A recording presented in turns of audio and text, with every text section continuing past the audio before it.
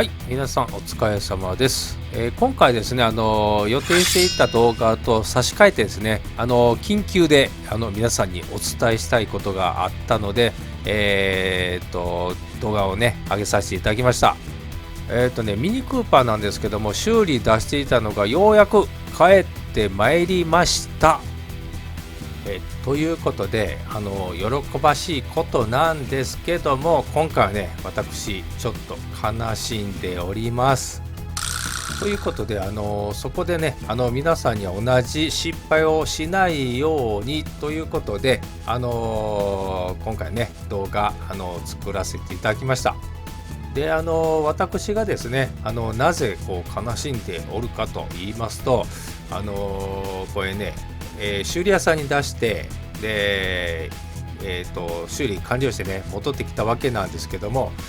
それまでにいっぱいちょっとねトラブルがあったんでそこをねちょっと、今からご説明したいと思います。まずね修理の期間なんですけども、これがですね修理屋さんにお願いするときにちょっと一応ねどれぐらいかかるのかいうことで確認したら3日ほどで3日間ですねほどで出来上がりますということなんで、ちょっとねそれを信じて預けたわけなんですけども、それから修理完了して帰ってくるまでなんと3日工程が30日ということで、かなりの長期になったということが一つございました。それからですね納車といいますか、これ自分でね取りに行って持ってきたわけなんですけども、何かね焦げ臭い匂いがするなということで、すごくね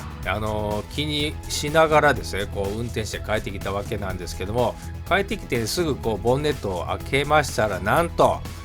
オイル漏れ、それがね結構ねひどい状態のオイル漏れ、が分かりました。ヘッドカバーね一面にちょっとねこうなんていうかな、ぶちまけられたような感じでオイルが漏れてたんで、もうすごくねびっくりしたわけなんですけども、これがですねもうちょっとね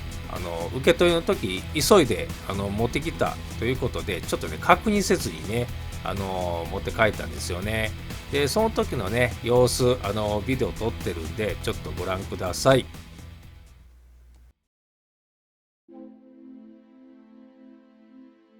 はい、こちらが、その時の様子を撮影したものになります。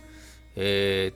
っとね画面ではちょっと見にくいんですけども、ちょうどねこのハイプレッシャーポンプ見えますかね。ここですね。ハイプレッシャーポンプのこの溝の部分にねオイルがもうめちゃくちゃ溜まっておりました。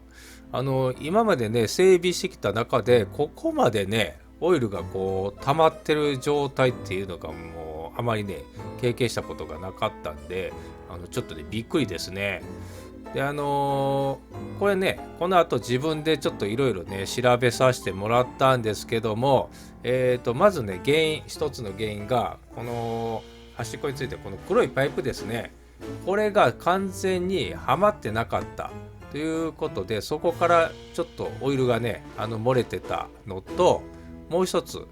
運転席側のちょっとねエンジンの奥側になるんですけども、そこにブローバイのホースがついてるんですけども、これがですねちょっと中途半端な状態ではまっていたというのと、あとそれのオーリングがですね若干痩せていて、でちょっとにじみがこう出てたというようなことでございました。でこれについてはね原因特定できたので、なんとかね自分で修理、して今はねオイル漏れが止まって良かったんですけども、持って帰ってきた時はねもうちゃんとね確認してからね持って帰ればよかったと後悔した次第であります。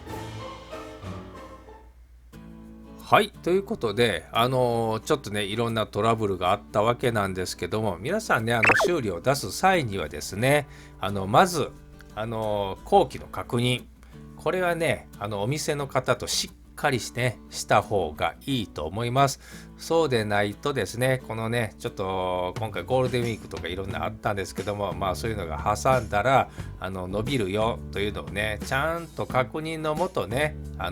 修理に出すということと、車の受け取りの際はですね、しっかりとね状態を確認し、自分が納得のもとね引き上げるということを必要だなということをね実感した今回の出来事でした。はい。